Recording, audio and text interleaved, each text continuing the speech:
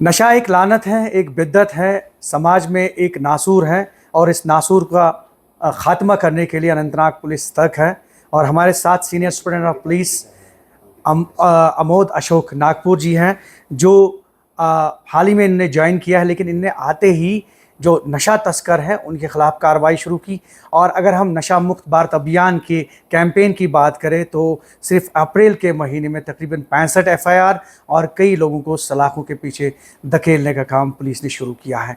ये एक बहुत बड़ी जंग है, समाज भी इसका हिस्सा बन सकती है। पुलिस चूँकि कार्रवाई कर रही है, लेकिन जो पुलिस ने कार्रवाई अमल में लाई है उस पर हम बात करेंगे। सर खैर मकदम, एक बहुत बड़ा कार्य है ये आपने शुरू किया है, स्पेशली अगर अप्रैल के महीने की बात करें 65 एफआईआर, तो कुल मिलाकर ये जो एक बहुत बड़ा कैंपेन है ये शुरू किया है पुलिस ने, क्या मकसद है? देखिए, ऑनरेबल एलजी साहब ने नशा मुक्त यूटी ऑफ जे.एंड.के का आगाज़ किया हुआ है और उनके दिशा निर्देश अनुसार जो है जे.एंड.के पुलिस हमेशा से जो है नशाखोरों के खिलाफ एक सख्त रवैया अपनाए हुए है।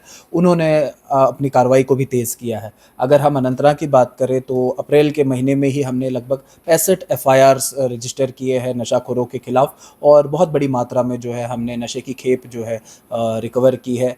मैं आपको उदाहरण के तौर पे बता दूं कि एक दिन में सिंगल डे में हमने 24 एफआईआर्स रजिस्टर किए हैं ड्रग पेडलर्स के खिलाफ और 1 से 60 किलो से ज़्यादा गांजा और चरस जो है हमने सिंगल डे में रिकवर किया हुआ है। तो हमारी ये कोशिश है कि जो हमारे सीनियर्स के डायरेक्शंस है उनका पालन करते हुए और अपना उत्तरदायित्व निभाते हुए लोगों को सहूलियात पहुंचाने के लिए और लोगों का स्वास्थ्य सही रहे और इलाके में जो है अमन व कानून बना रहे, इस मकसद को आगे बढ़ाते हुए अनंतनाग पुलिस चल रही है। और मुझे पूरा यकीन है कि जिस तरीके का तावन आम जनता अनंतनाग की हमें कर रही है, यहाँ के सामाजिक इदारे जिस तरीके से हमारी मदद कर रहे हैं, पूरा यकीन है मुझे कि एक न एक दिन और वो दिन जल्द आएगा कि अनंतनाग एक नशा मुक्त ज़िला बनेगा। कुछ खास पैगाम जो हैं अनंतनाग पुलिस पहुंचाना चाहती है, स्पेशली अगर हम आज की बात करें तो एक मैसेज आपकी तरफ से फ्लोट हुआ कि जो हैबिचुअल ऑफेंडर्स हैं उनको बख्शा नहीं जाएगा। आपने ये भी उसमें मेंशन किया कि red pen.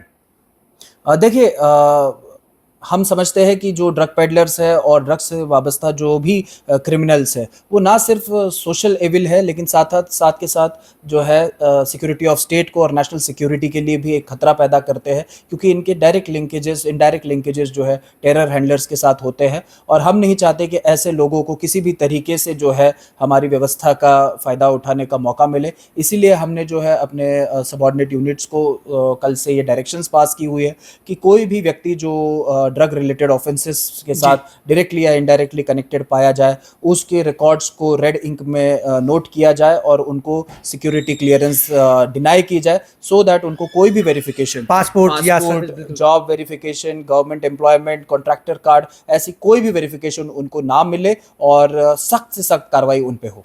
Sir, habitual offenders और जो फर्स्ट टाइम ऑफेंडर्स हैं, एक बहुत बड़ा मैसेज आवाम जानना चाहते हैं इस बारे में थोड़ा सा। देखिए, फर्स्ट टाइम ऑफेंडर्स जो है और स्पेशली स्मॉल क्वांटिटी में जो डील करते हैं, उन ऑफेंडर्स को मैं ये साफ साफ कहना चाहता हूँ कि आपसे एक गलती हो गई है तो आपको अभी भी वक्त है, आप बाज आ जाइए।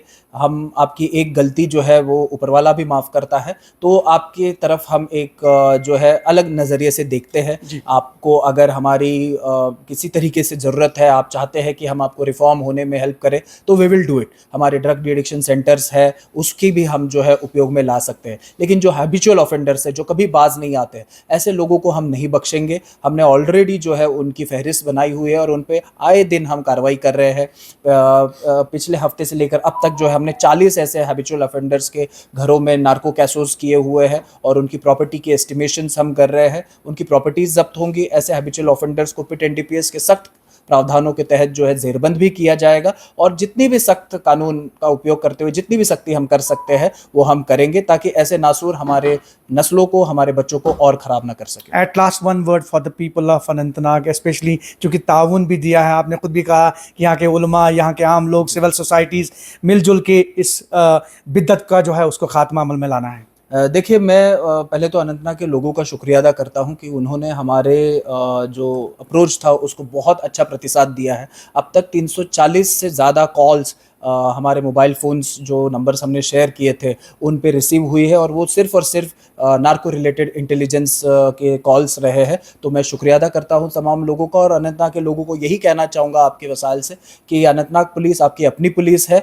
और ये जो नशे के खिलाफ जंग है ये पुलिस को और आवाम को मिलकर लड़नी है। तो आइए एक दूसरे का हाथ थामें और अनंतनाग को एक नशा मुक्त ज़िला बनाएं। बहुत बहुत शुक्रिया। अनंतनाग को एक साफ पाक जगह बनाने में पुलिस को ताउन दे। अमोद अशोक नागपुर IPS SSP अनंतनाग बात कर रहे थे हमारे साथ। उन्होंने बिल्कुल साफ कहा कि नशा तस्करों को बख्शा नहीं जाएगा, जो हैफिजुअल ऑफेंडर्स हैं उनको बख्शा नहीं जाएगा। अलबत्ता इन्होंने ये कहा कि अवाम ताउन दे, पुलिस और अवाम मिलकर इस बिद्दत को, जो इस लानत को जो है इसका खात्मा अमल में ला सकती है। ज़हूर रिजवी, न्यूज़ 18 नेटवर्क, अनंतनाग।